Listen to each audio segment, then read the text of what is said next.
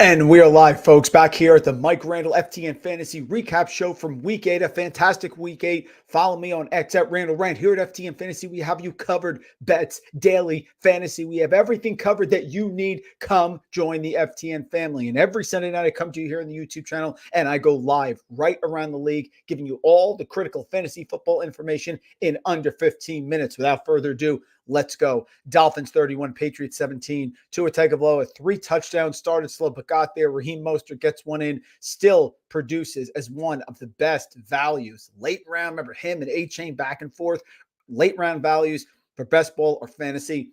Jalen Waddle, big game. Welcome back. 7-121-1. Tyreek Hill, of course, gets in. Death taxes on Tyreek Hill. On the other side, Mac Jones, 2 touchdowns. Didn't really do much. Ramondre Stevenson, one of the most disappointing fantasy performers in the entire league this year. Shout out to Nelson Sousa, who called it on his fade list. Zeke Elliott, nothing. Kendrick Bourne had a touchdown. That was pretty much it across the board. Hunter Henry, 2 for 28. Fowler Brown always catches a touch, some sort of big play, and doesn't do much with it. Next, Jags 20, Steelers 10. Very disappointing. Kenny Pickett, 72 passing yards, left the game with an injury. We do not know his status for this week against Tennessee. Mitch Trubisky came in, touchdown, 2 interceptions, not much. Jalen Warren, nothing. Najee Harris at least had some receptions, 5 for 42. Deontay Johnson, the clear alpha. And when you're dealing with quarterbacks here that are not great quarterbacks, they need to see you open. Deontay Johnson should have a massive, and I mean massive, end of the season. Look to trade for him if you can. 8 for 85, because whether it's Pickett or Trubisky, they have to get open, and that's what he does. George Pickens did catch a touchdown pass late. Trevor Lawrence, 24-32, 292. Jags are undefeated on the road this year. Travis Etienne, a monster touchdown, a huge one there. 24 for 79. He was injured. He came back in. Evan Ingram, big game, 10 for 88, but did lose a fumble. Calvin Ridley, 83 yards. Christian Kirk, not much, disappointing for the Steelers. Saints 38, Colts 27, highest scoring game of the day. Derek Carr, 19-27, 310, 2 touchdowns, and a fumble lost. Taysom Hill, bizarre. Taysom Hill's usage is one of the most unpredictable things every week. He's now being used as the goal line back. He's now being used as a running back more than a receiver. Taysom Hill, 963 and 2 rushing scores. Alvin Kamara, 59 rushing yards, 51 receiving yards. They catch a touchdown pass. Rashid Shaheed did nothing for most of the first half and then exploded. 3 for 153 and 1. Michael Thomas, Chris Olave. There you go. Other side, Gardner Minshew continues to manage the game. 23 of 41. If you can pressure Minshew, that's where you disrupt him. That is why he is not a starting quarterback in the NFL, but he can throw the ball when he has a clean pocket. Jonathan Taylor's taking over the backfield, but Zach Moss did get in late, 66 rushing yards and a touchdown. Josh Downs, great pick this year for the Colts, 7 for 72. Pierce, 3 for 41. Michael Pittman, 8, 40, and 1. Not a lot of yards against the Saints defense. Marshawn Lattimore, but did get that touchdown. Jets 13, Giants 10, horrific game, overtime.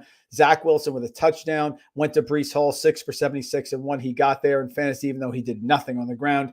Garrett Wilson, 7 for 100. Allen Lazard, there you go. Other side, Taylor got injured, threw for 8 yards, and then Tommy DeVito comes in and throws for -1 yards. The Giants almost won this game in regulation if the Jets didn't go right down the field in like 30 seconds to get a game-tying field goal with 8 passing yards. Saquon Barkley, that is not a misprint. 36 rushing attempts, 128 rushing yards. Darren Waller had 1 reception for and got hurt and left, hamstring injury.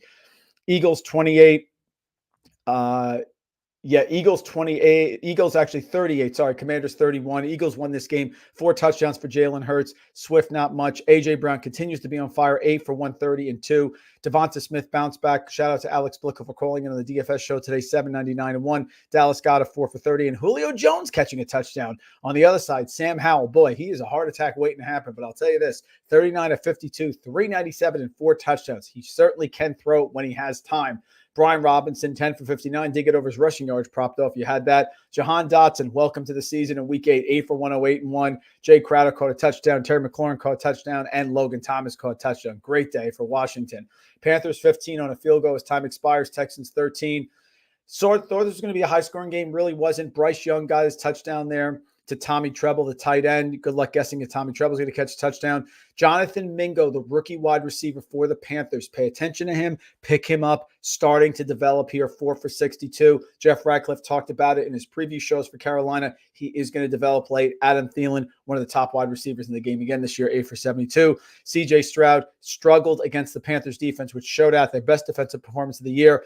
I don't know what to do with Damian Pierce. If he can't rush against the Panthers defense, good luck. 12 for 46. Tank Dell came back, did a little bit of something, not a ton. Noah Brown, 57. Nico Collins, it's up and down. It's a big Nico day. It's a bad Nico day. You don't know what to expect.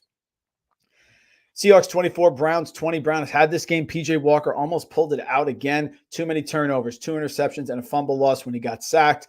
Pierre Strong had a reception, 41 yards. Kareem Hunt got in for a touchdown. That's his fourth straight game with a touchdown. Amari Cooper, 6 for 89, even with PJ Walker. He's fighting his way to fantasy relevancy, giving you wide receiver 2 production, even with Walker under center. And Njoku got his first touchdown there, got over the line, 4 for 77. Geno Smith, 2 touchdowns, 2 interceptions. Kenneth Walker, 66 rushing yards, had a big reception as well. Zach Charbonnet looked good, 5 for 53. Tyler Lockett got a touchdown, and Jackson Smith and Jigba got the game-winning touchdown with under 30 seconds left. Broncos 24, Chiefs 9. It was the turnovers here for Patrick Mahomes. They shut him down. No touchdowns for the Chiefs, only 3 field goals. Kind of shocking. 2 interceptions and a fumble lost. Mahomes had flu-like symptoms. This was a sleepy spot. Big win last week. They have the Eagles and the Seahawks coming up. It's just a bad spot for the Chiefs. The snow was there pregame, but they got it off. It wasn't snowing during the game. Kelsey, 6 for 58, not much. Pacheco, very disappointing, especially in DFS if you played him. On the other side, Russ, 3 big touchdowns, only 114 passing yards against a good Chiefs secondary, good Chiefs pass defense by DVOA here at Aaron Schatz here at FTN. Javonte Williams knew it would be a big Javonte game, 27 rushing attempts, 85 yards, and caught a receiving touchdown. Judy caught one, and Sutton caught the other. Bengals 31, 49ers 17. CMC had 2 touchdowns here. Kittle 9 for 149. Again, Alex Blickle talking about Kittle going against zone defense, which is what he did against the Bengals. Had a huge day. Brandon Ayuk 5 for 109. The problem was Brock Purdy, 2 interceptions and a fumble lost. On the other side, Joe Burrow looks back to regular Joe Burrow, 28 of 32, 283, and 3 touchdowns. Joe Mixon, late rushing touchdown to help those people who had Mixon on their fantasy team was waiting for a touchdown in a big game like this. Chase 10 for 101, just brilliant. Higgins average. Tyler Boyd caught a touchdown early in this matchup. Ravens 31, Cardinals 24. Cardinals hanging around here, as you would say for those poker fans. Dobbs, 25 of 37, 208, 2 touchdowns, 2 interceptions. DeMarcado continues to be the lead back, 20 rushing attempts against the Ravens. So DeMarcado is the lead rusher. Trey McBride, people worried he was cheap chalk. He was bad chalk. He was not. 10 receptions, 95 yards, and a touchdown for the tight end for the Cardinals. Michael Wilson, not much. Marquise Brown caught a touchdown. Other side, Lamar Jackson, again, does not put up a big passing numbers. That's just not what he's doing. He has a couple games here and there, but overall, it's been a rushing attack led by Gus Edwards, 19 for 80, 2 for 14 as well. Mark Andrews did catch a touchdown. Justice Hill was good. Zay Flowers, only 5 receptions, 19 yards, and the touchdown pass there from Jackson's to Andrews. Cowboys 43, Rams 20. Explosion in this game. Dak Prescott, 4 passing touchdowns. Tony Pollard, only 1 reception. You had to pick Pollard. You had to pick CeeDee Lamb. If you pick CeeDee Lamb, congratulations. You made the right call. 12, 158, and 2. Biggest game of the year for CeeDee Lamb. Brandon Cooks got a touchdown. And Jake Ferguson going to be a top 5 tight end when he gets a touchdown because it's fantasy tight end. On the other side, Matthew Stafford got hurt, left the game. Royce Freeman coming back from the dead with a touchdown. Darrell Henderson, not much. Tyler Higbee, 545. Puka Nacua, 343. Cooper Kupp, 2 consecutive weeks where he was horrific, under 30 yards receiving now. Got to be concerned about Cooper Kupp because if you drafted him, he missed a lot of the season, and now he's just not producing, and he may not have Matthew Stafford.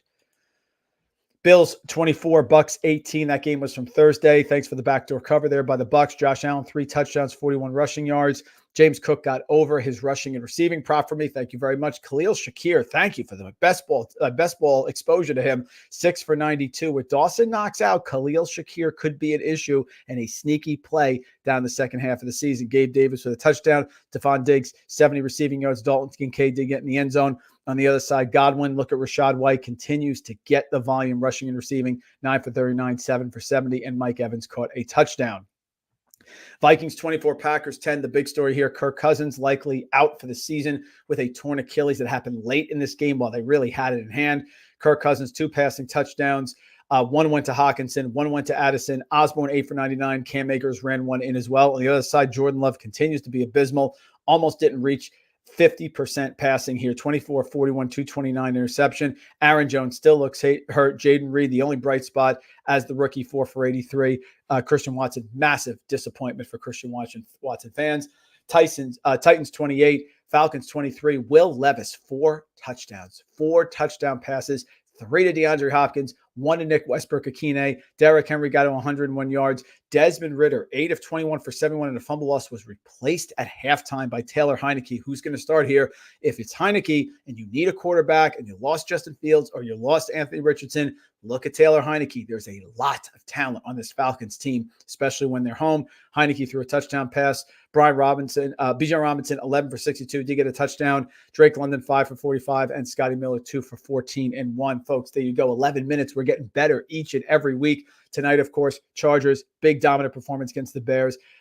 Tyson Bagent, not there tonight. Big game for Justin Herbert. Touchdown pass to Donald Parham. Austin Eckler scores across the board here. Again, folks, next week, Sunday, you want to recap. You want to know the fantasy players. You want to go through each of the games. You may have missed it. You're apple picking. You're pumpkin picking with your family. You come here to FTN Fantasy. I'm Mike Randle at Randle Randle X. We will see you next week for the recap of Week 9.